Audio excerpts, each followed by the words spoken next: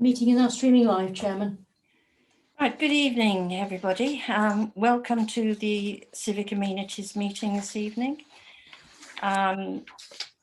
We are recording and we are live on Facebook. So we'll go through we'll take a lot of the preamble as read, but please remember to turn your telephones off so that we don't get disturbed by any excess noises. Right. We'll begin. What I would say before we start is I would like you to raise a physical hand when you wish to speak, please, or to vote. It's easier for me to keep an eye on it. Thank you. Declarations of interest. Do we have any? Would you like to do apologies of absence, Chair? Sorry, I'm looking through this and I'm going the wrong way round. I'm awfully sorry. Right. Yes. Apologies for absence, please. Councillor Alison Foden and Councillor Byron Woods. Thank you. Is everyone happy to accept those apologies? Thank you. Agreement of agenda between parts 1 and 2. We do have a part 2 this evening. So I need your agreement that we go ahead with those 2 parts. Thank you. Declarations of interest. Do we have any? None that I'm aware of, Chair. Thank you. And do we have any dispensations? None, Chair. Thank you. Right. You've all received the minutes of the previous meeting, and I'm sure that you've all read them. Are you happy to accept these as a true record of the meeting? If you'd raise your hands, please. Thank you. So it's all in favour. Next item is a report from the projects officer. Thank you, Angie. Just to report, the town and parish audit continues. We've had several reports from councillors on CAC and outside of the committee with issues in the town, which we've reported to Devon County and to Teameridge District Council, several ongoing. There is no update on the Dawlish Warren car park issue or our notice boards at the moment. They're sort of still stuck in various places. There's also no update on the festive lighting. Despite repeated prompting at Devon County Council, I'm unable to get a response as to what the position is with replacing the lighting down at Tuck's Plot, or whether the lighting at Brunswick Place is able to be adapted. I've been asking the same questions for about a year now, and I said I chased it recently, and I still made no further progress at Devon County. We've got quotes coming in for replacement mesh on the top of the waterfowl compound, and also for the adjacent fencing to the water compound to the bridge, but I do not have yet sufficient quotes to be able to bring them to the committee. The final thing is I have been in contact with Teameridge District Council regarding the outcome of the minutes at the last meeting, which was the resolution regarding that Teameridge should investigate the planting of a Monterey pine and blue cedar, and that's been raised with them, but I do not have a response yet to bring to the committee. Is that's your report?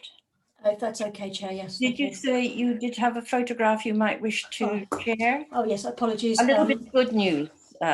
Sorry.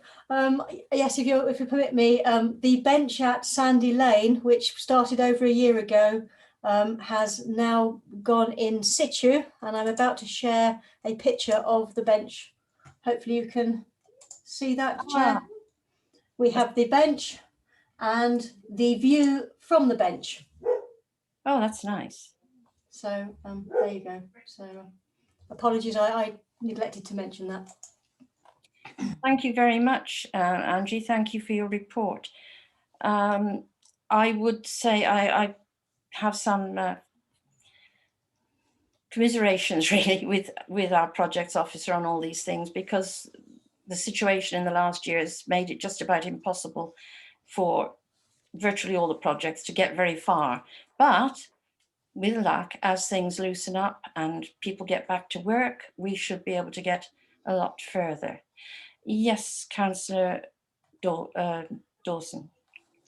Just a little bit of feedback about the Sandy Lane bench. I've met a few residents up Sandy Lane, including one resident who had a problem where the bench was going to be positioned originally, and everyone's very happy. Lovely positioning, great view. So just wanted to give that feedback from the public. Thank you very much. I have a little additional feedback about the parish audit, and that is that I've heard from the powers that be that there are going to be some no parking lines put in the pinch point in Church Street before too long. So that should save an awful lot of hassle there, especially with big vehicles. Yes, Councillor Prowse. You're muted.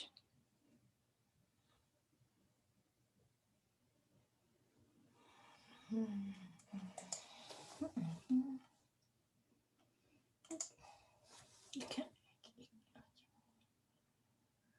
There. I was just going to say, Angie, when it comes to tax plot and the lighting, I can remember going back 10 years and still we had exactly the same problem then. So please don't hold your breath. I hope it's not another 10 years. Thank you. So are you all happy that we note this report, please? Everyone happy? Yes, thank you. So we'll go on now to item 7. Now, you've had the presentation. This is your chance to consider a response to the presentations made by the Environment Agency and Timbers District Council regarding Dawlish Brook prior to the meeting. I would like to make sure that each of you who wishes to say something has the chance. Virtual hands, please, if you wish to speak. No, you're all going to give this a lot more thought and bring it.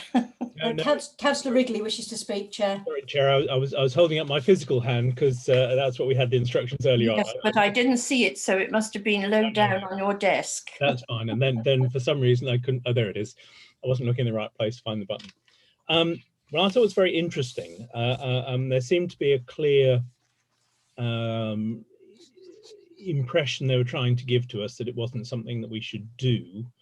However, I think what they actually told us was that it was achievable and something that we should think about. So the discussion that we've been having over the past few years is whether we should start a program of dredging different sections of the brook going up.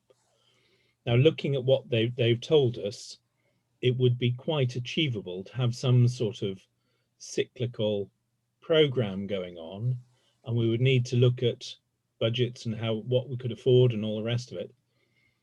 But they'd said dredging 10 bays cost about 50,000. If we looked at dredging a couple of bays a year and set up something so we knew where the waste could go, we had an agreement over a long period of time. We set up something so we understand how to license it, which clearly can be done. And if we wished as a council to put aside that sort of money for such a program, we could achieve that sort of program of doing a couple of bays every year. Maybe one year we couldn't because the weather was bad in the wrong 2 weeks. Maybe we should be only looking at a single bay a year, but it is eminently achievable, is what they've said. They don't want to do it because it's a lot of hard work and a lot of and quite an effort to set up.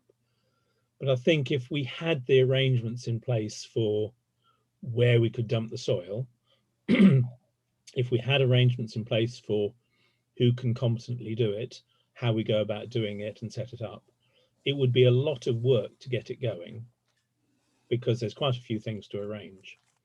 But if it was set up as a regular thing, it's an achievable program. It's not something to enter into lightly, and will take us a little while to sort out all the details and make sure we have the office time to coordinate such a thing. But to me, what they say is, yeah, that's possible. We could think about it. So the question then comes, do we wish to do that? Do we wish to think about that? Do we wish to think about making the section through the Manor Gardens, for example, significantly deeper than it is to encourage more more there. Do we wish to, what do we wish to do? That's the next choice that we have to make. And I think that's a longer term discussion for us rather than one meeting, but to keep thinking, what is the aim, and is this something that we should do? I, for one, would like to see certain sections of the brook certainly deeper. The section above the bridge behind Brook Street certainly would benefit, I think, from being deeper than it is at the moment, where it's currently got lots of bricks and rubble, and in some places it's really quite shallow. Do I mean behind Brook Street? I don't. Perhaps I don't. Perhaps I got the description wrong. Upstream from the Swan toilets, between the Swan toilets and Manor Gardens. The Manor Gardens, I think, could do with being deeper, and I think it would be beneficial. But we'd need to understand the impact on the swans and the fish and the rest of it. So it's something I think perhaps we could look into further and think about what we're trying to achieve there. But to me, that's certainly achievable. Would you, Councillor Wrigley, in that case, would you like this to be brought back to the April CAC meeting with a better formed idea in mind? I think there's an awful lot to go into with this, isn't there? There is a lot to go into it, Chair. You're exactly right. I think it's something we should keep an eye on and perhaps revisit and discuss, and take sort of what different councillors think. It's certainly not something to be entered into lightly. I was just thinking, Councillor Wrigley, as a district councillor, and we have another district councillor here, whether you might be able to find out more information anyway, which would be useful for this council if and when they consider such a project. There are people at Timbridge who've done this before, obviously. My one thought I would like to put forward is I'd never seen any point in dredging from the bottom up, because wherever you dredge, as you disturb it, that goes down to the next one. So to my mind, it would be down. But anyway, that's just me. So sorry, would anyone else now like to contribute to this discussion, please? Councillor Dawson. I guess for me, I'd want to see if we're starting to look at the possibilities and things like that for future discussion. I'd also want to see a clear kind of list of priorities, really, and for justification. It's going to be very expensive and it's public money, so I'd want to make sure that is number one on the list, that it's very clear why we're even looking at it, why we're discussing it, especially as we've had people say it's not going to affect flooding, although there's a difference in opinion with that. So I'd want that to be pretty high on the agenda for that discussion. Thank you. Councillor Prowse.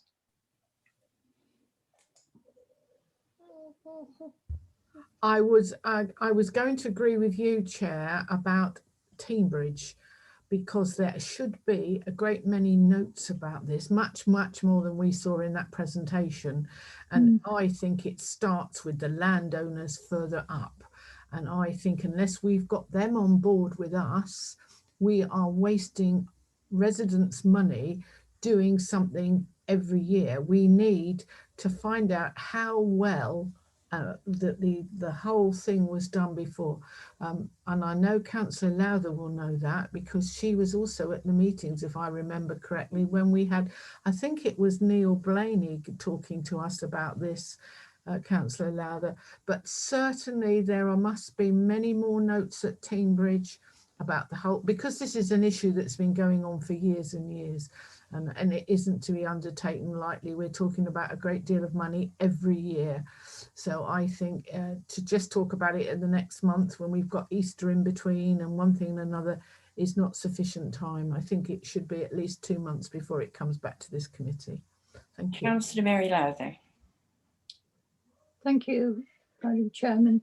I was going to suggest a working group because it's a large issue, and it needs to be focused.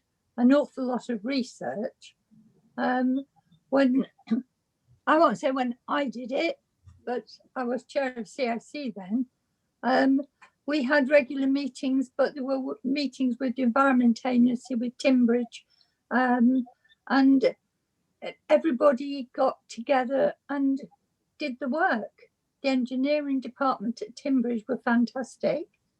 It wasn't all, I felt that presentation was putting it a bit of doom and gloom. Yeah, the Environment Agency went in and caught the fish and things like that, but it was all organised, and it most probably took us several months, maybe it even went on to 12 months to get it organised. And I know that Dawlish paid £20,000 towards it, and that was supposed to be half of the money. So maybe a working group is the right thing, the right way to go. But maybe bring it up at the next couple of meetings. There will be a new committee in the next few months, won't they? So, you know. I would like to make a proposal from the chair, if you agree with it. I would like to propose that this committee asks the clerk to undertake putting together the procedure that we would need to follow, so that this could be taken to full council, and then the CAC or whichever group could then go ahead with working towards it. Yeah, well, I think it would come from CAC. This is a CAC matter to stop. So I'm just making a proposal as chair. In a way, I think that's what I was trying to do, but I would second your proposal. I don't have to have a seconder, but thank you. Of course you don't, sorry. Is everyone happy that we seek advice Yes. from the town clerk as to the procedure? Yes. Madam Chair, may I just raise a small point of order? Mm-hmm. It dawned on us in the planning committee, whenever that was last week, that we have been misreading our standing orders. And since they were updated last, the idea that a chair can put forward a motion and not have it seconded appears to have disappeared from our standing orders. Well, that's fine, because consequently, technically we do need a seconder, even if the chair proposes it these days. So thank you very much, Councillor Lowther. So if everyone's happy that we start this off by going through the town clerk as to how this should be taken forward. Everyone in favour of that? Thank you, that's unanimous. Thank you. He's got all the contacts, and he'll be able to guide this committee or whoever. Thank you. Dawlish waterfowl, you've received a report. I don't know if there's any further news on that, Angie? I don't think there is. I think the only thing to report is that no cygnets have yet been hatched. We're hopeful, but nothing as yet. One egg has been tossed out of the nest. We're not sure why. Perhaps it was square and it wasn't comfortable to sit on. Sorry. So, right, are you happy to note this report from the waterfowl wardens? Thank you. Hands up if you are. Thank you. That's unanimous too. Item 9, Brownsbrook allotments. The projects officer has something to report on that. Thank you, Chair. Just to report, the town clerk has written to each of the individual plot holders about the field boundaries, and has also done a plot inspection, and that's been quite well received. We've also had a report from the Brownsbrook Allotment Association themselves, which I will just précis. They've not been able to have regular meetings recently, but are planning to meet soon. Their new awning, they're hoping to have a mini opening event when able to, and will invite local press and other interested parties. They have a target. They would like to clear up the area near the lockup, which is under the awning. And they're also have raised the issue of some plot holders needing to dispose of rubbish from their plots. And they would like to have more dialogue with the council about how to best to monitor and handle plots that are in persistent neglect. and also they also want to have better thinking of ways to integrate with the wider Dawlish community. The office has been in contact with the association and is hoping, once restrictions allow, that a meeting can take place between the officer, the chair of CAC and BBAA at a social distance, possibly down at the allotments, to discuss some of the points that they have raised. But they have said that the letters that were sent out have been basically received in a very positive light. Thank you very much. Is everyone happy to note that report? Hands up if you are. Thank you, that's unanimous. Thank you. Now we need to move on to item 10, Little Week Play Park. Now this is the time of the annual ROSPA safety inspections. You've all had this, so I'm sure you've gone through it, pages and pages of it. And as you know, we only reopened that not a lot more than 12 months ago. So I know that our projects officer would like to tell you what we have actioned. Thank you. As a result of the report on Little Week, 3 issues have been dealt with, or the town clerk has taken forward with the outside services staff. One is that when the inspection took place, there was dog excrement in there, and so the outside services staff are being extra vigilant for going forward to remove it. We are currently checking the distance between the edge of the seat of the new adult picnic bench and the perimeter fence, and if it's less than the 1 metre, we will be moving it slightly back. And at the moment, as members will be aware, the swings are not able to be used due to the COVID restrictions. So at the moment, the chains have been above on the actual swing unit, and we're going to remove those. But obviously, we hope that if everything goes as in the roadmap, then on the 21st of June, we can reinstate the swings. Thank you. We have 2 people here who'd like to ask a question. I think Councillor Main just picked Councillor Dawson. Thank you. Councillor Main. Can I just ask, why can't the swings be used because of COVID restrictions?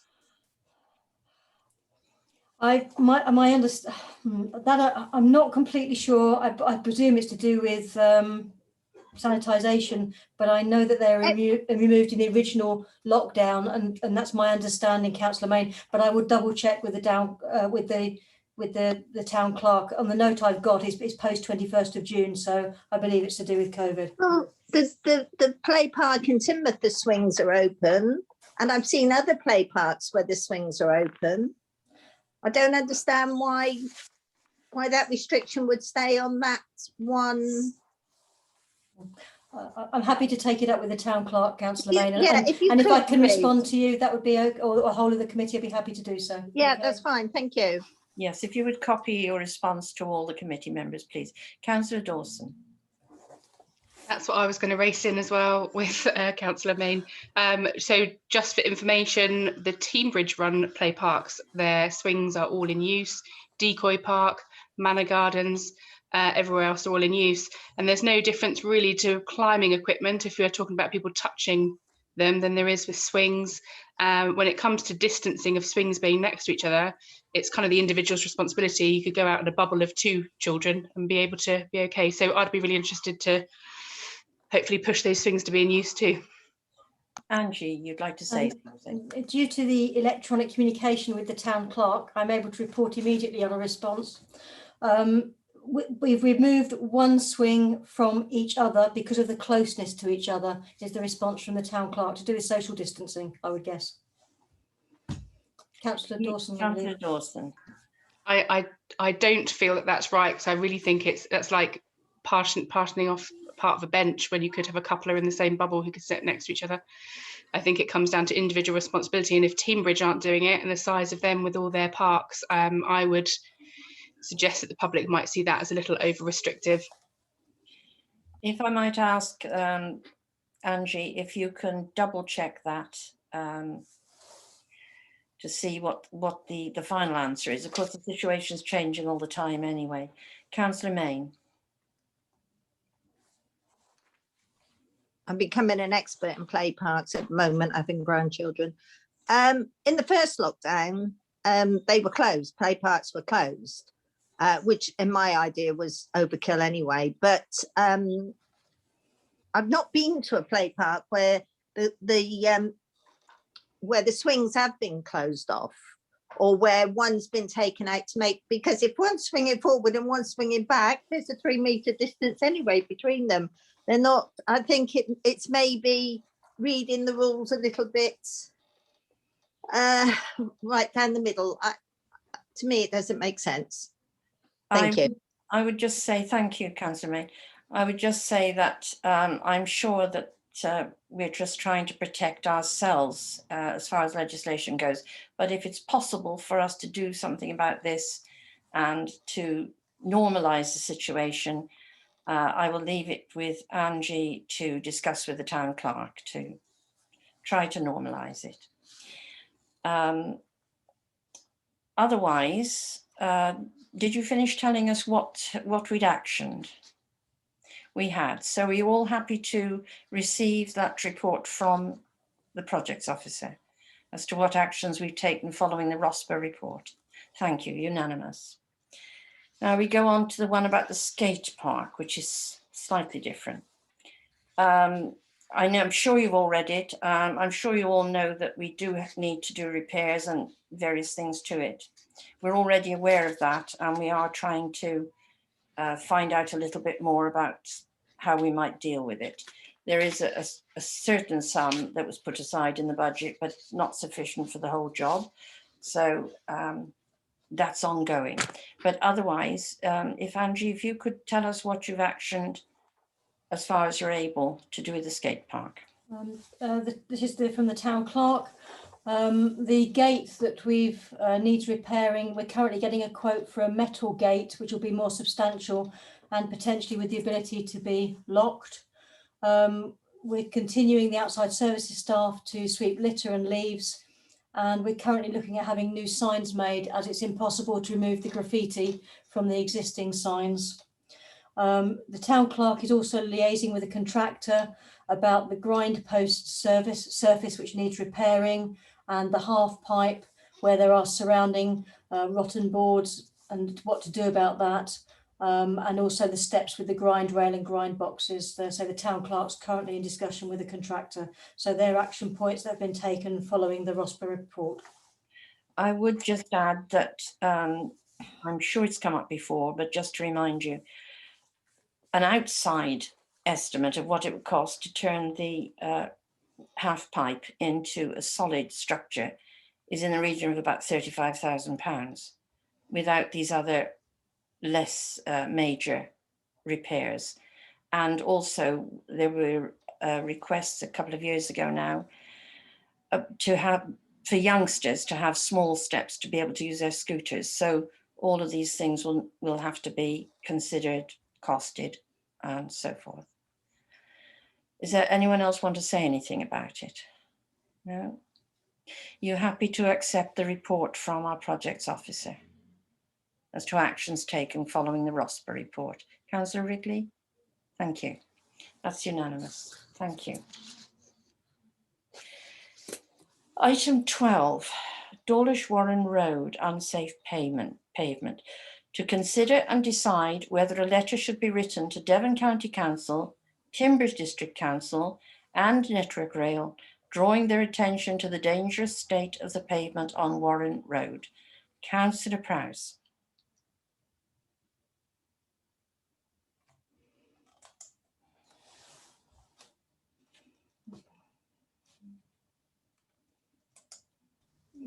Sorry about this, I'm a bit slow.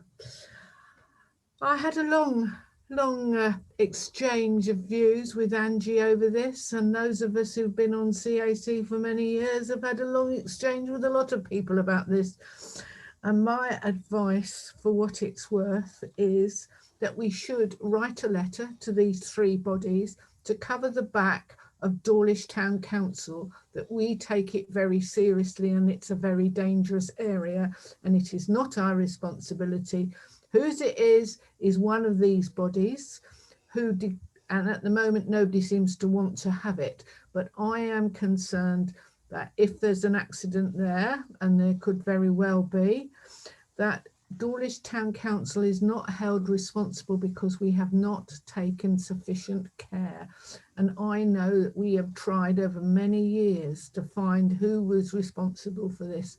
So whoever it is, I think we cover our back by writing to everybody it could possibly be, stating the danger that is there. If you wish to make that a proposal, I'll come back to you in a moment. I'm just going to let Councillor May and then Councillor Lowther say something. Well, I'm sorry. Okay then, Angie, go on. No, it's fine. I just, sorry, Councillor Prowse, didn't mean to interrupt you, but Councillor Wrigley was next to speak, I think, before the other hands went up. He's You've had his got your virtual, yellow hand up, and I've he's been had, looking for. he's had his virtual hand up for some time. So yeah, I'm sorry, Councillor Prowse, if you to interrupt you. No, that's all right. But I will make it a proposal. But I'm open to amendment if somebody has a better idea. So at the moment, and I was hoping for physical hands because I find them easier to see. So we'll go through Councillor Wrigley, then Councillor Main, then Councillor Mary Lowther. Thank you, Chair, and I'll remember to raise both next time, having got it wrong twice now on each. Having been tasked by, I think it was this committee before, to look into this and look into it further, we've had email conversations with Teambridge who say it isn't their land. We know we've had conversations from Devon County who say it isn't their land. We know that Teambridge own half of the road, or part of the road, the other side leading to the car park. I had a fortunate conversation with the gentleman who was in the pub. Is it called the Silly Goose these days? I think it is. And a long conversation about the area, and asked him who he thought owned the pavement and the trees. He said very helpfully that he had seen and talked with several different crews from Network Rail over the past few months and years who had been down to look at it and said, oh yes, we must do something about that. And oh yes, those are our trees. And yes, that is our responsibility to do something about it. So the information he had was that it was very firmly Network Rail's land. In light of that, I forwarded photographs that I'd taken of it to Julie Gregory, who we know from the Seawall Network Rail, to ask her to look into it to find the right department within Network Rail. So where I currently sit, it would appear that it is squarely a Network Rail issue. So I would second Councillor Prowse's proposal on the basis that we send it to Network Rail with copies to Devon and Teambridge and demand that Network Rail put it right. It is their trees and their pavement, and it is a massive trip hazard. If I might just add to that, Councillor Ridley, thank you. That was very, very helpful. We do possess actually the Teambridge terrier map, so we know, as you said, exactly where their land goes. We do also have the land registry for the Silly Goose property, which doesn't belong to the people, they lease it, and the trees are firmly within the curtilage of that land. So that the trees themselves, I would suggest, aren't the problem for Network Rail. However, right, now who was it? It was Councillor Main, I think, next, wasn't it? Thank you. I can remember, I don't look this old, but I can remember when those trees were saplings. They were planted in the garden of what the house was called Sandygates, and it belonged to Gilly Rogers, whose family owned the Langstone Cliff. The trees were planted by them in their garden. There was no metal fence, there was just the trees. The damage that the roots have caused on the path, that the path is Network Rail's, and as far as I'm aware, has always belonged to Network Rail. But the trees actually aren't on Network Rail land, they're on the land of the Silly Goose, which was formerly the Sandygates. and the people that are in the Silly Goose now are not the owners, they're the lessees. So we've got a complicated problem, because you've got to find the person that owns the property and deal with them and Network Rail. But I agree with Councillor Prowse that we need to cover all areas and we need to get something done. I've personally witnessed 2, or it might even be 3 people fall out of mobility scooters because they're so high. So we've got to do something. I think, didn't I send in the land registry details? So you've got the information of the owners. And I have taken fresh photographs today ready for our projects officer to use. There are tree preservation orders on those, but that doesn't mean to say that there can't be negotiations, or so I'm told.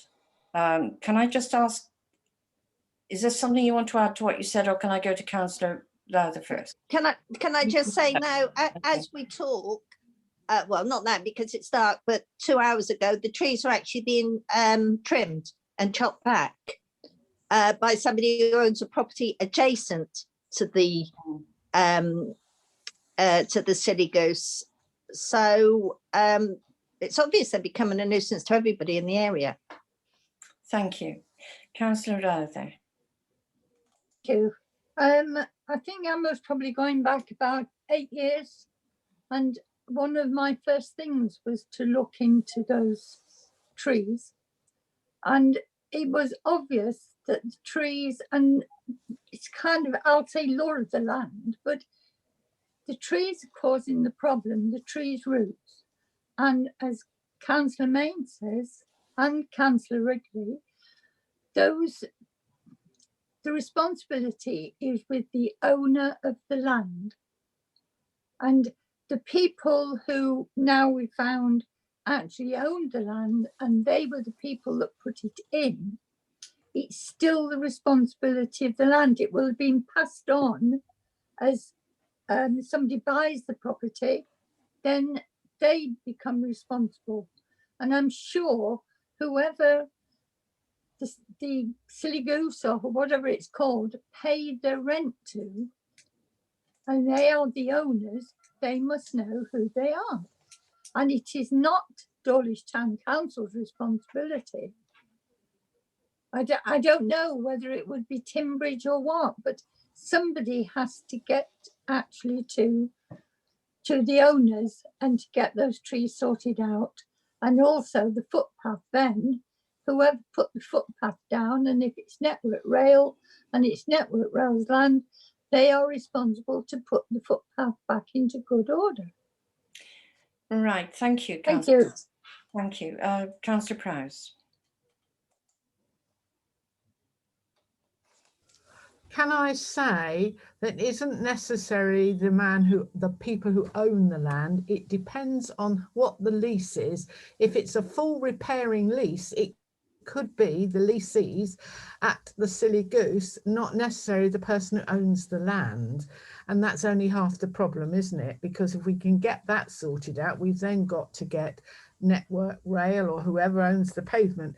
My concern is, apart from anything else, that it is not for the responsibility of Dawlish Town Council, and I don't want us to become involved in what could be a very expensive operation. I just need us to make quite certain that we cover our backs.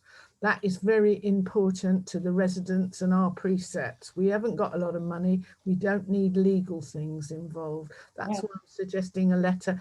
And I take on board Councillor Wrigley's point that we write perhaps the main letter to Network Rail.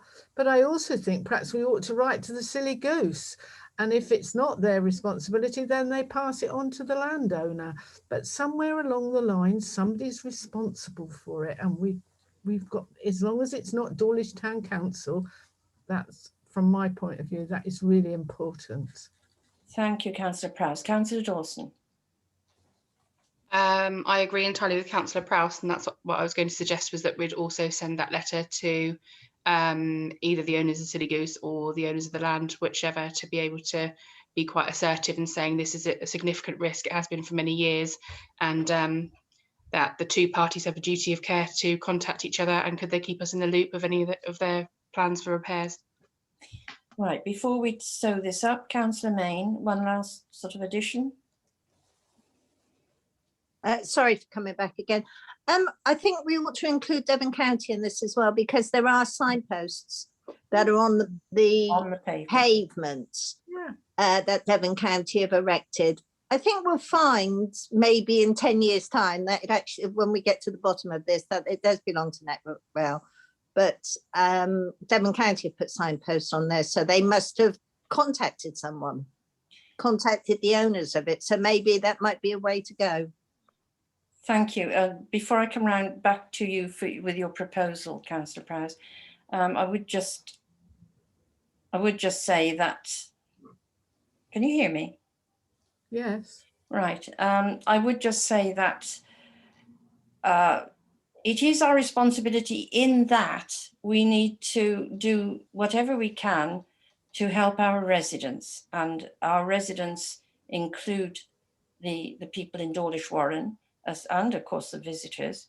So on their behalf, we do need to follow this up. And as we've all been trying, I've been trying, we've all been trying. I think we're coming to the stage now where it's becoming so bad, it's so serious, there is going to be a really nasty accident. And I hope that this would go out to all those concerned. That's just my personal feeling, but I'll go back to you now for your formal proposal, please. Well, can you hear me? Mm-hmm. You can. Sorry about this. Well, to be quite honest with you, I got a bit confused. I just think we need, you've most probably made a note of what I said, Angie, along with Councillor Wrigley's amendments. And what I'm saying is a letter to all interested parties. We need a paper trail. We need an audit trail if it comes to court. So let's start or add to whatever we've got and write to all parties about the danger of it and the need for it to be sorted. Could you just repeat that to us, please, Angie, so that we're clear? The proposal is to write to Network Rail with copies to, I don't know, Councillor Prowse just interested parties, but the proposal was to write to Network Rail with copies to Devon County, Teambridge, the Silly Goose, the owners of the land, regarding the situation regarding duty of care, as Councillor Dawson had said. But I think interested parties covers all those options, Councillor Prowse. Yes, very happy with that. Right. And you have a seconder? I think Councillor Wrigley seconded me. Thank you. All those in favour?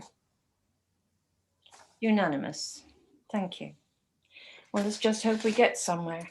It's getting worse by every year, isn't it now? Right. Item 13.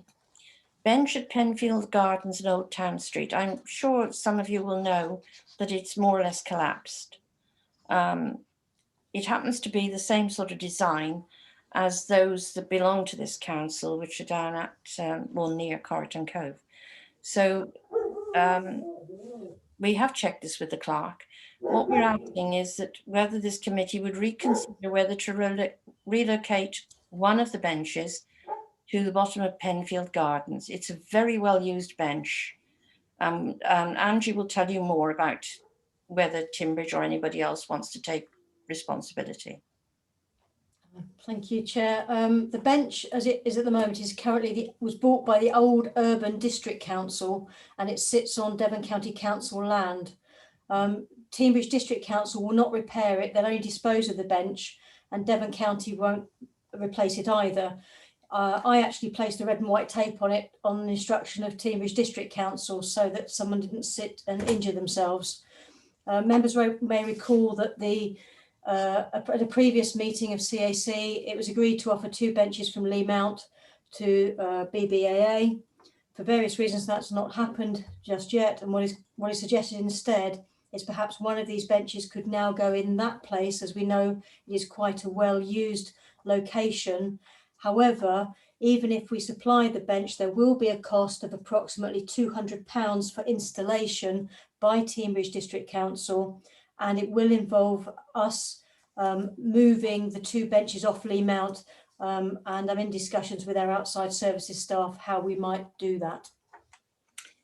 Right, I think Councillor Dawson had her hand up first. Yeah, I just wanted to highlight how important that bench is to people. It's very, very close to my house, although it doesn't, I will say it doesn't actually serve me because it's that close to my house that I can just come home and sit down inside. But it's a meeting place, it's a point of reference. In fact, for many years, it's been referred to as Dave's bench. I don't know if anybody is familiar with Dave, a character who passed away, I believe, in 2019 without any family. So I would really like to see a bench in that place for the local residents. I'd like to see it well treated or painted, and I would like to see a plaque on there saying Dave's bench in his honour. And I think that would be a real, I think that would be really well received by the residents in this area of town. Councillor Wrigley.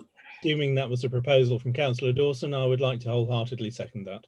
I would like to ask if anyone else wishes to comment on that first before we go ahead with that, please. Yes, Councillor Taylor.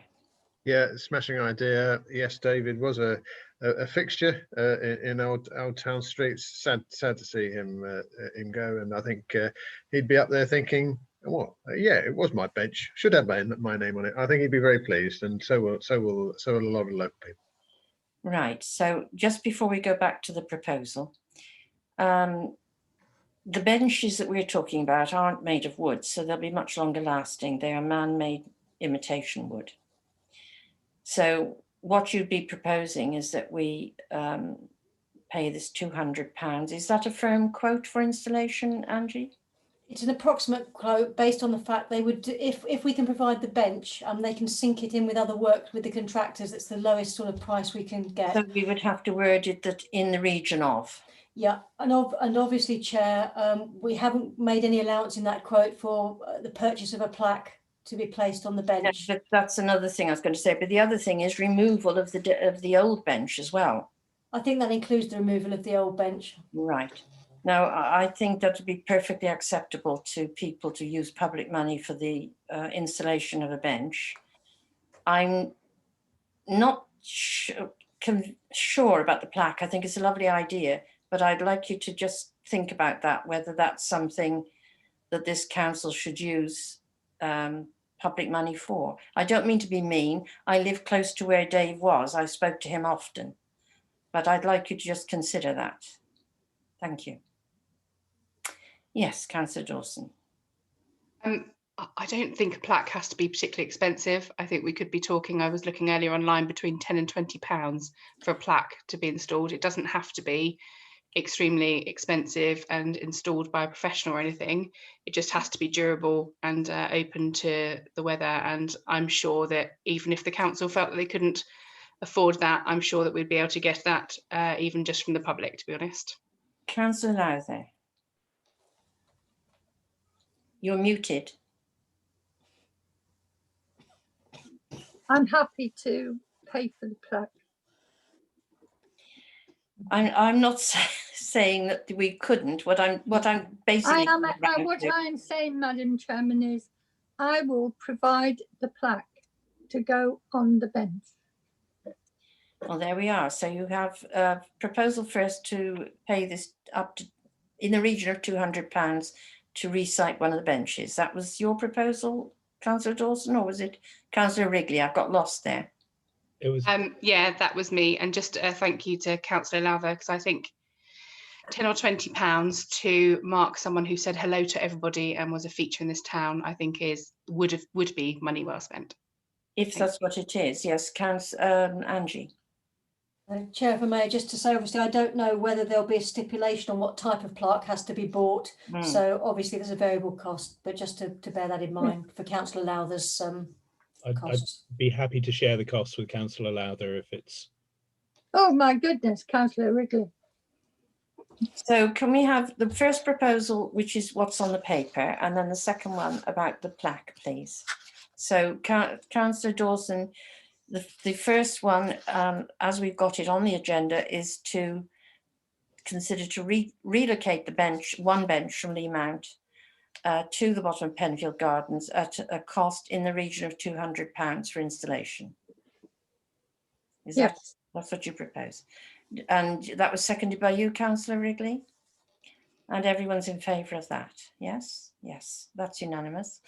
The second proposal was by Councillor Lowther that she would But contribute. it's not a proposal. Sorry, Chairman, that's not a By proposal. Councillor Lowther. It doesn't even need minuting. No, Yeah. no, it's not a Okay. proposal.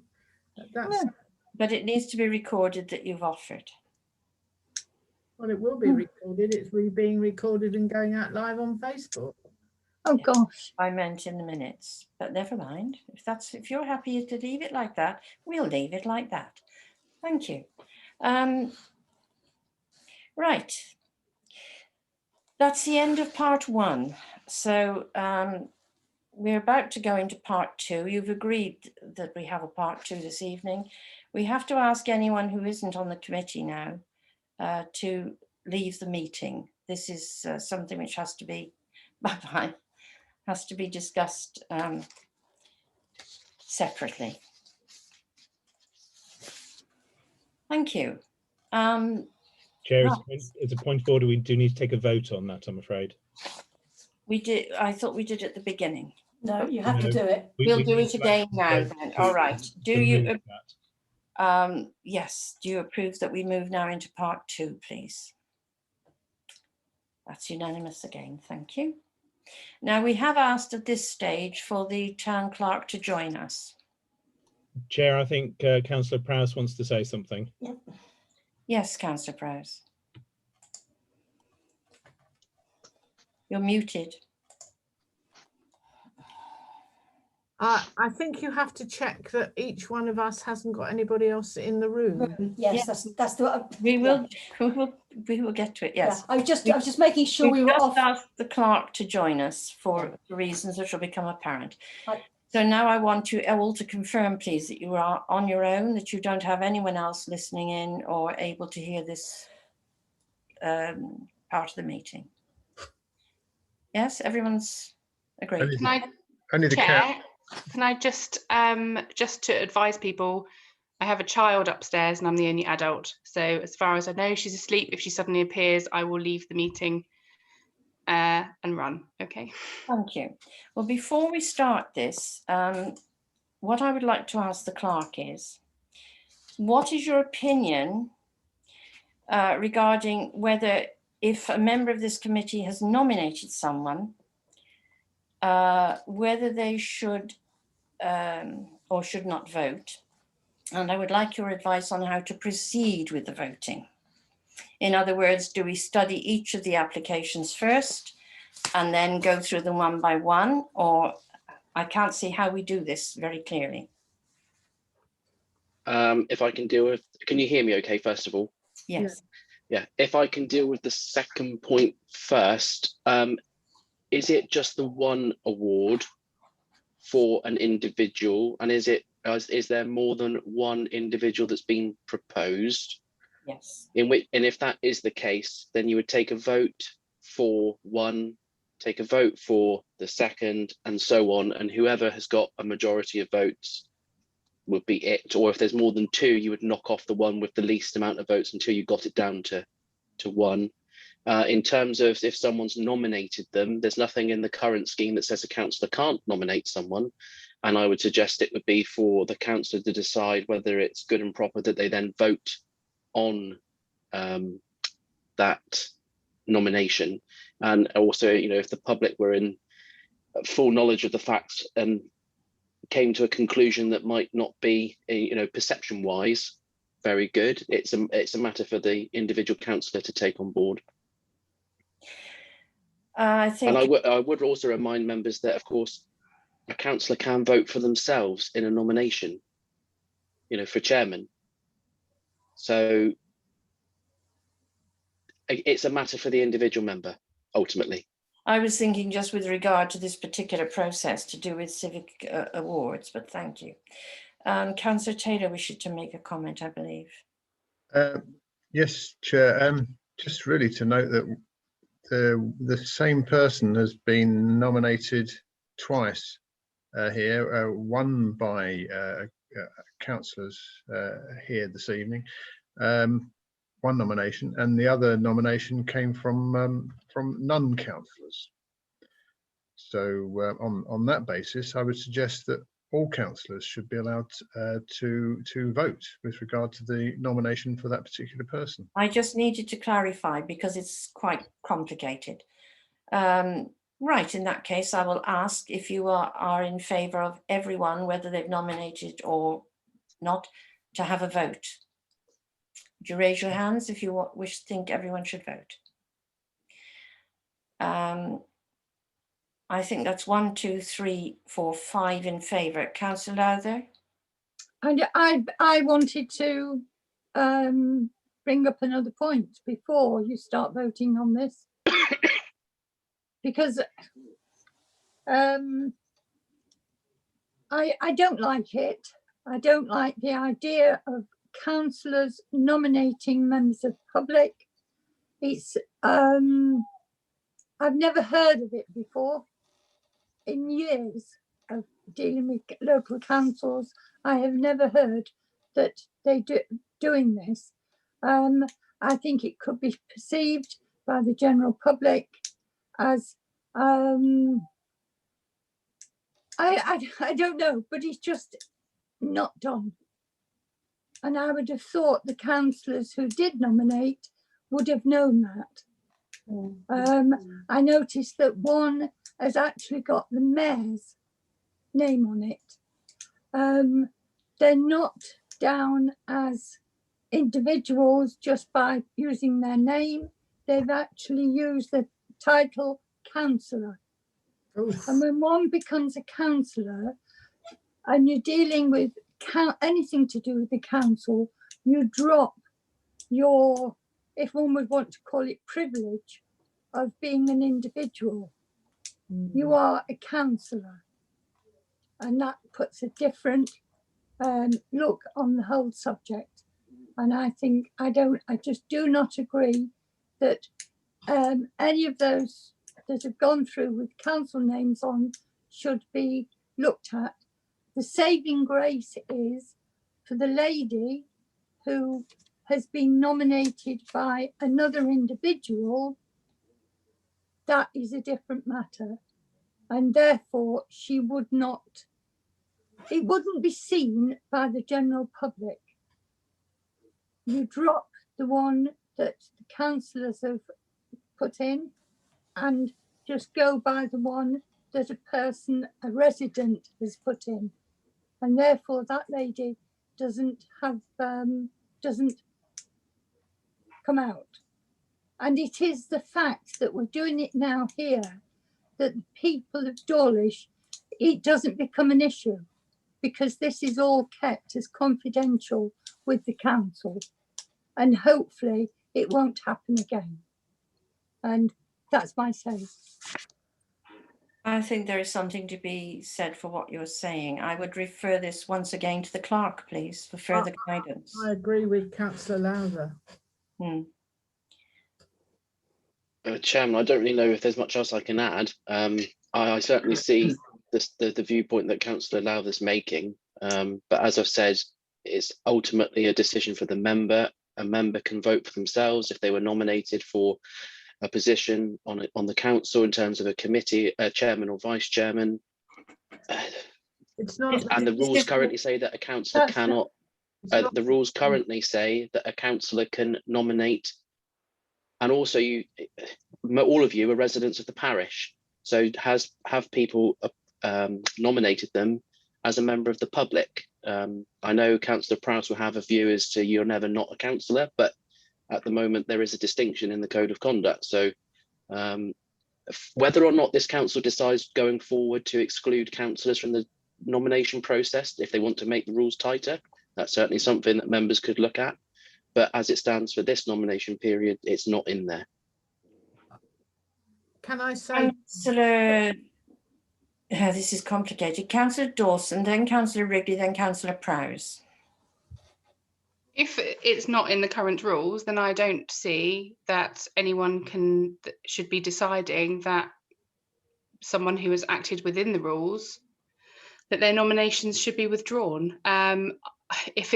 I would agree if I had nominated myself or I had nominated a councillor, but I think when you're not standing for any personal gain, then there's no reason why, particularly as a councillor, you have your ear to the ground, you see a lot of the work that goes on in the community, and looking at how many applications we didn't get from the members of the public, I would say we'd be sat here with 2 nominations otherwise. So maybe that needs to be looked at too. But if there's no personal gain and there's no rule saying that you shouldn't, I don't really see what the problem is. Councillor Wrigley? Well, I think between Councillor Dawson and Clark, they've summed it up. There is no reason why councillors should not nominate people. It is entirely proper and correct for that to be the case.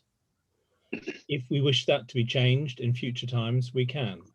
But changing it now is just a strange way to deal with the system. If it were meant from the beginning that councillors should not nominate people, then fine. I'm sure I've sat through these meetings before where councillors have brought names into the frame and this has been done. So well, I have never seen it. I haven't. No. It isn't something that occurred to me would be unusual because it's entirely within the allowed process. We are members of the community here. We see people doing good things. Yes, but sorry, Madam Chairman. Can I just let Councillor Prowse come, and then I'll come back to you, Councillor Lowther, because she was waiting a moment ago. I agree. It's the word councillor in front of your name. I agree with the clerk that I am a resident of this town, and as a resident I can put somebody's name forward. For you to, Andrew, for you to draw a parallel between this and the councillors themselves putting their name forward for a chairman is not the same thing. This is public. If for any reason, and I'm not saying that it would happen here, but somebody could say you are buying votes. This is what it boils down to. It's not a nice thing to have to say, but it could be said. And if there's one thing we need to be is absolutely squeaky clean. It doesn't matter whether it's in the rules or not. Sometimes in this life you use your common sense. And if you want to put somebody forward, fine, if the rules allow it, but please don't put the word councillor in front of it, because it's like writing something in the paper as a councillor, which is your opinion and not necessarily the opinion of a council. And I know, as Andrew knows, I feel very strongly about this subject. So whatever you all say, as far as I'm concerned, it is not right. Chairman, if I can quickly just clarify, what I'm saying is that you have to work within the framework that you have got at the moment. I'm not saying it's right and I'm not saying it's wrong. And equally, it's about a matter of perception, and perception will work both ways. The other side of the argument, which was, always comes up at district, is whether a reasonable person with knowledge of the relevant facts may regard the interest as so significant and great that it may prejudice the councillor's judgment of the public interest. So ultimately it boils down to, as is the case with all code of conduct, declarations of interest issues at meetings, it boils down to the individual councillor's choice, because ultimately if that is challenged, it will be for them to fight to say they weren't predetermined or biased to the way they voted. So all I can do is advise, but it's the comeback is on the councillor at the end of the day, not the council. But public perception won't see it like that, and I completely agree with you. So again, that's why it's a judgment call for the councillor. Councillor Lowther. Yes. Well, perhaps we should be thinking of taking this to full council as something that should be put in to the rules for when we're doing this again. that councillors do not vote or don't put people's name forward. I did notice that Councillor Dawson put her name down as Rosie Dawson. Councillor Wrigley put councillor in front of it. But at the moment, you know, that's immaterial. It's just the sheer fact that this has happened, that I have never seen it happen before, that people have used the term council and put things in, and it's the members of the public. It is the perception. It doesn't matter whether you think, oh, well, I can't see anything wrong with that. It's the perception from other people. And I think it was wrong. And I mean, I think the people are fine. I've nothing at all wrong with the people who have been put forward. But I think that the councillors should really accept, and in a way, what the clerk is saying, you know, it is perception. Perhaps we take it and have this clause put in for next year, and that would have to be written in, and the full council agree with it. Thank you, Councillor Lather. As far as I'm aware, we don't have any set system for making these awards, and that is something I've mentioned. Well, I think we do need to revise whatever it is we've been using. Well, I propose that we do. So, And I will second that proposal. So Okay. does everyone agree that, well, we'll take that as a separate thing first then, let's get this deck cleared a little bit. So that is a proposal that the remit for this committee concerning civic awards be studied and, if necessary, amended or revised. Yes. Yeah. Yeah, would you like to vote on that? Councillor Dawson has had her hand up to speak for a Yes, little I while. know, but I'm just trying to go round because that's been may about be 4 relevant. times. It may be relevant before you go to a vote, that was all. Is it relevant to this about I revising? I feel it is relevant. Part of the criteria is service in a volunteer fashion with the council. So No, if you can't have councillors putting forward people, and if you, so then you're then looking at council staff to put people forward, which I think No, we've been having members of, we've had members of the public. I don't want to get into an argument, but I don't want this to go round and round in circles. Chair, if I may, it's not an argument. What the point I'm trying to make without being interrupted is that part of the criteria that has been for many years is that someone has potentially been a volunteer for the town council. Now, how, or has done great service to the town council. How would someone know that if they weren't a town councillor or weren't staff of the council? That's my issue. Not for the town I council. think it's There's for nothing to do with that. That's the last criteria on the form, actually. generally it's Chairman. There are, Chair, if I may intervene, there are 4 criteria on the application form. And if I just read those, that nominees must fulfil at least one of the following criteria.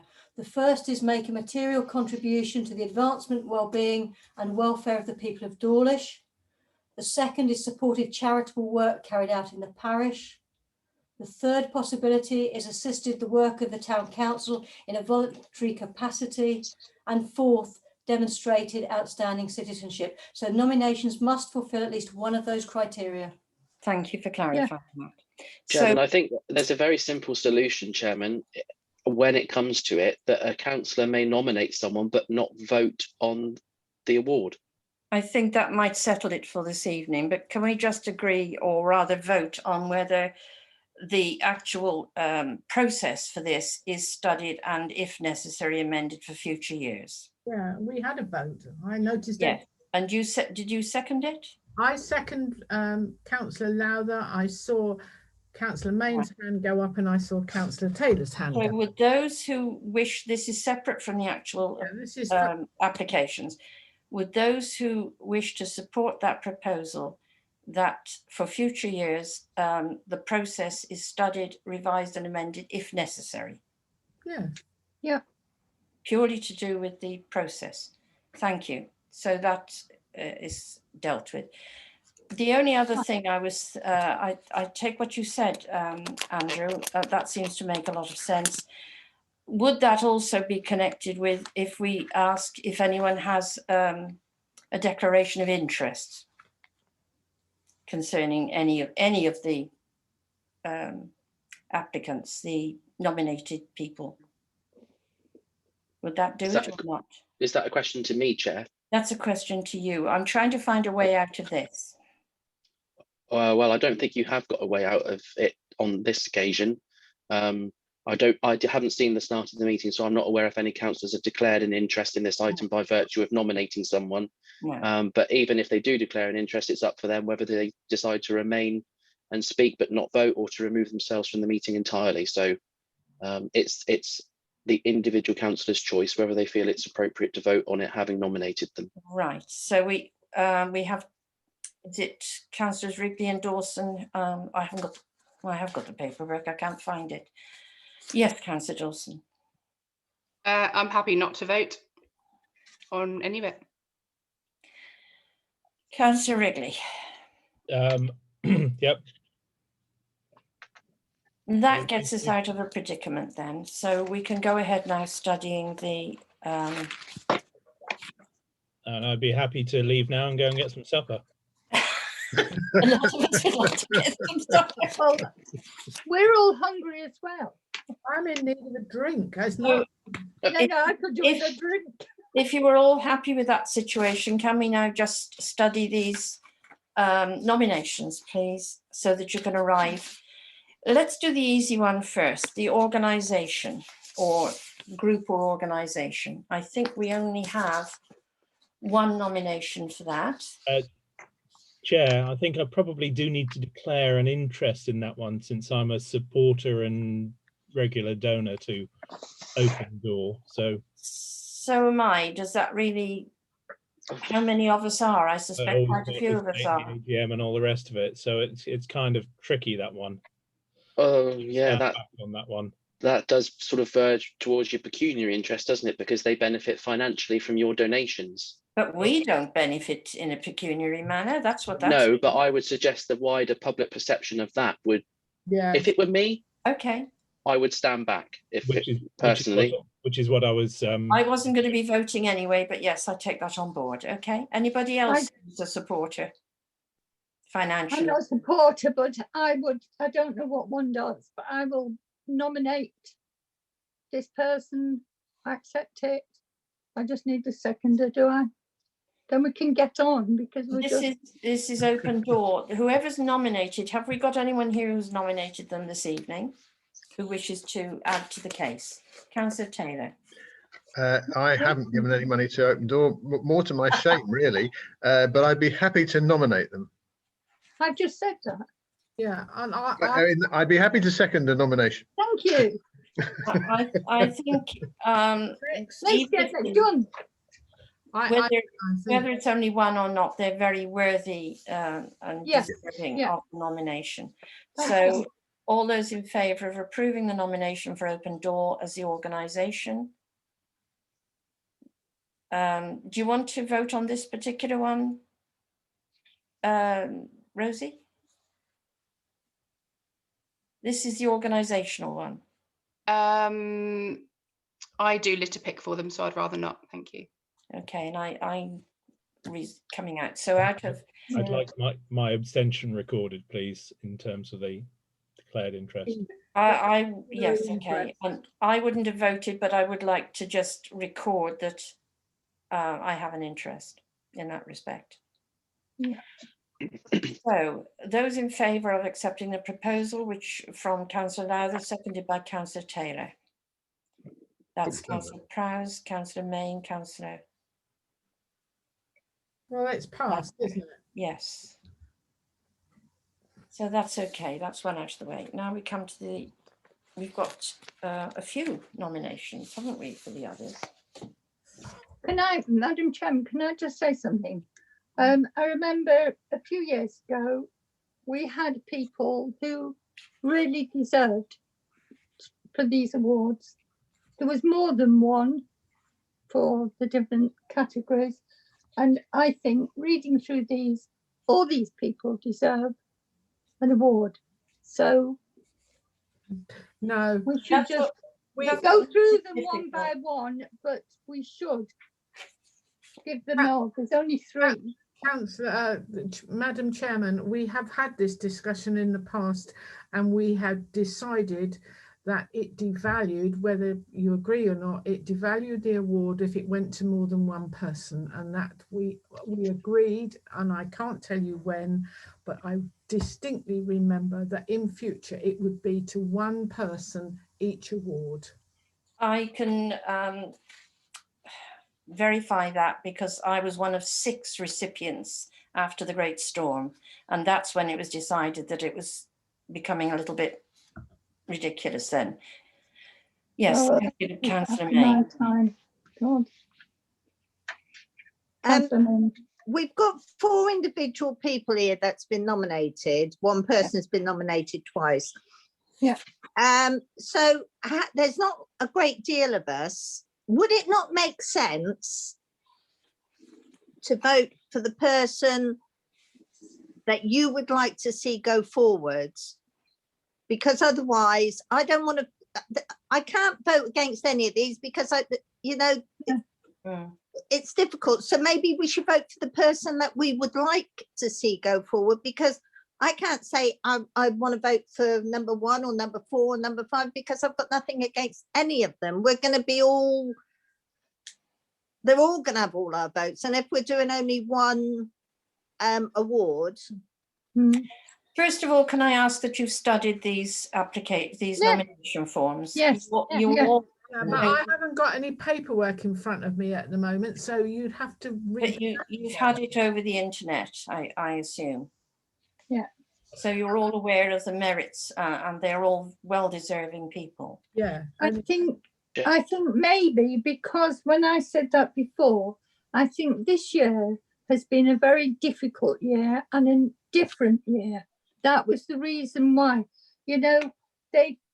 both of the females have worked hard with the Dawlish situation and looking after people. It might not happen again, please God, next year. And I don't think that they would feel that they've only got a half an award because somebody else has got it as well. I think that they would be very proud of the fact that we've actually thought of them and appreciated the work that they've done. I mean, how on earth can you decide on the goodwill of these people? They've all done different things. However, this did go before a committee, and it was agreed that there would be 1 nomination for an organisational group and 1 nomination for an individual. So that is what we're going to be working on. I'll come to you now, Rosie, just a second. Going back to Andrew again, this idea of just people voting for the person that they wish to see, is that not a simple way to do it? I mean, I would have thought that would be what you'd be doing anyway, regardless of how you arrive at it, because whoever's going to have the most votes would be the one you'd want to see. So we'll go through the names and we'll just see how many hands come up for each one. I'll go back to Rosie first, because she had her hand up. I just wanted to ask a question because I don't know the ins and outs. So it's not about judging an individual. I just want to know. So there's one person that's been nominated who is running a business. So the more views, say, for example, on Swan Cam, the more money he'll make on beach cams.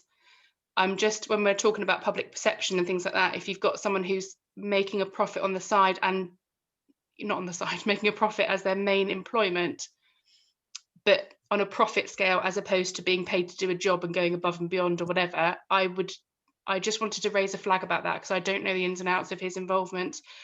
But obviously the more hits and things like that, the more he earns. So yeah, I just have a concern. I take your point, and this is something we will have all read through these things, and I hope we've all considered things.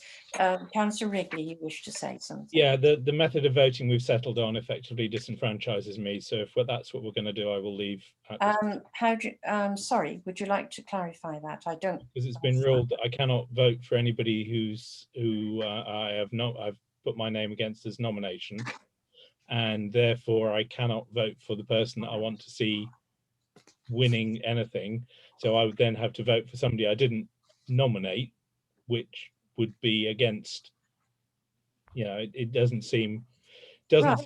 reasonable. So I think at this point, Andrew, it seems I sensible would to like withdraw to from this discussion entirely. advocate for this part of this, and I'm going to leave this in your hands, please, to organise the vote.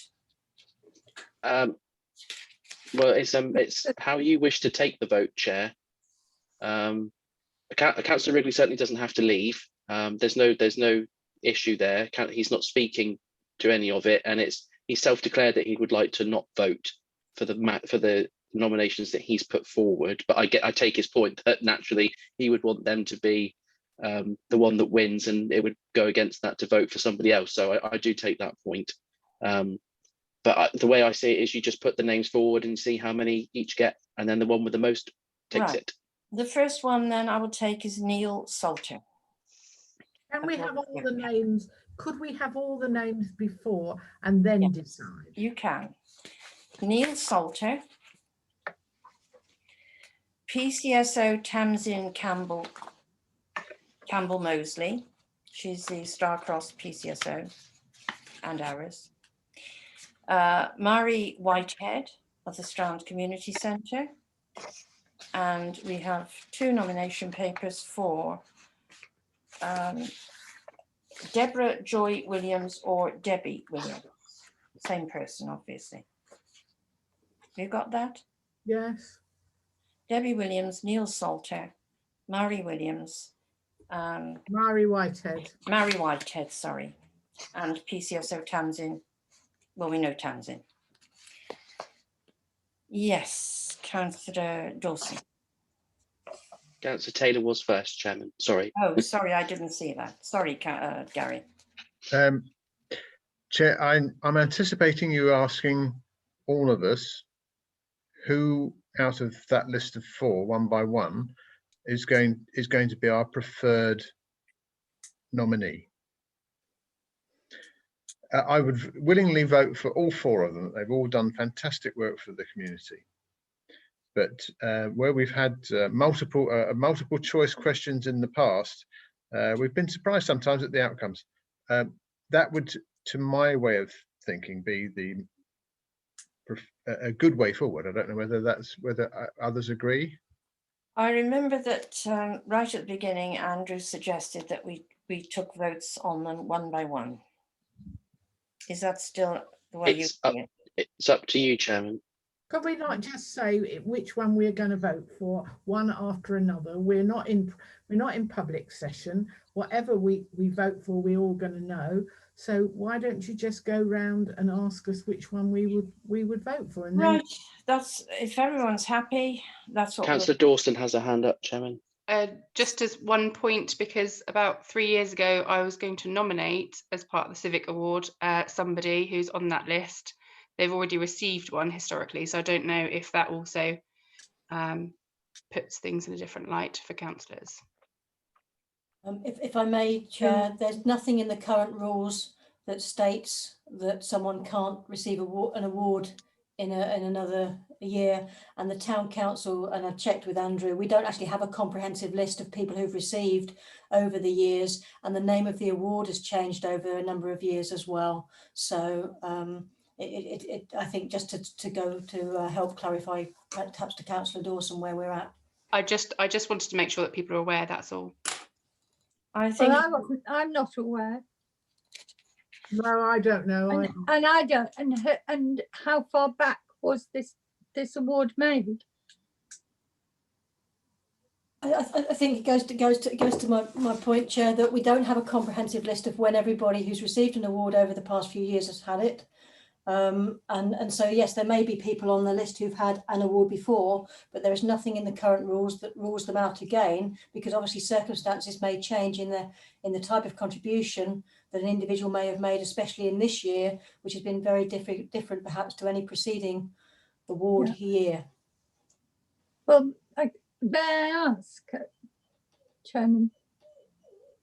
Councillor Dawson brought it up, so does she know when this other award was given? But isn't that going to prejudice everybody? I think we ought to be moving on. Well, I think that I think we're going to I think start. for this 1 year, you should just give, you know, I can't choose between them because they've all done equally as good and given their time and helped Dawlish. So I really can't. Andrew, is there any reason why someone can't vote for every single one if they wish? There's nothing to stop that at all. So you can vote for every single one if you choose, Mary. And then the Thank you. chairman will have a casting vote if they all get the same. Oh, so Good. I'm going to go now one by one, whatever I've got on the top of my pile here. Chair, just to let you know right now, I'll be abstaining for voting for anybody at all in this process. So can you mark that down as one abstention all the way around? Thank you. Same here. And 2 abstentions all the way around. Okay. I'm just going to go with the pile on my desk, and I don't even know what order it's in until I pick them up. So would you like to vote if you're in favour of Neil Salter? That's 1 vote. Madam Chairman, that is the only one that's for an organisation, isn't it? He makes money. He's not down as an organisation. Oh, He's right, down as sorry. an He individual. may make money, but he does spread Dawlish far and wide. I think he's done an awful lot for the town. But he makes money out And of it. he's down. Well, you could say that of several people each year, but he's down as a single nomination. So we have 1 vote for Neil Salter. Chairman, can I suggest Neil Salter has lost? So so it's between 3 now. Right. Right. Debbie or Deborah Joy Williams. Debbie Williams. Yeah. That's 2 votes.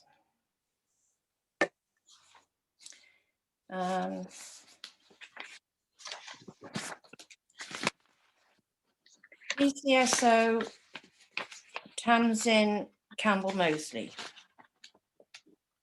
Yeah. You're taking that you're voting for all of them anyway, are we, Mary? Sorry, No, Chair, but Councillor Lowther didn't vote for Neil Salter. So That's right. All right, okay. So that was PCSO Tamsin Campbell Mosley. We've got 1 vote, is that correct? Yep. Getting my paperwork in a mess. That open door was a different thing altogether. Murray Whitehead of the Strand Community Centre. We have 1, 2, 3.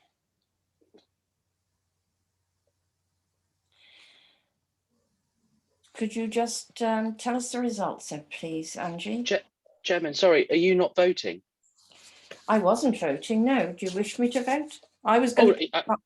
are you abstaining, Are you Chair? abstaining then, Chair? I will abstain because I was going to keep myself in reserve if there was a tie. No, you would have to vote twice. You'd have, yeah. I will abstain from voting then. Right. Right, that was Mary Whitehead for 3 votes. Do you want to be reminded of what she was nominated for? Can read it through if you would like, Chair. Yes, I please. constantly met her running around the town after people, so no, I like them all. It's just nice. It's just nice to have a reminder, I think. Okay, this is what was filled out for the form. Mari has worked tirelessly within the Strand Centre as a volunteer for a great many years, helping the homeless and those with financial and other problems by providing help herself or signposting people to the help they require. She has organised and cooked with the help of other volunteers to provide Christmas Day lunches for those on their own every Christmas Day for a great many years.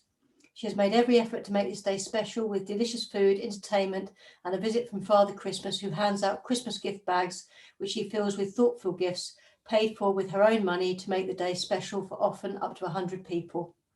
Nothing is too much trouble for Mari. She is always there for those in need. This is one very special lady and she deserves a massive thank you from the Dawlish community. And she started in 2008. Yeah. That's nicely written. That's well, they're all nice actually.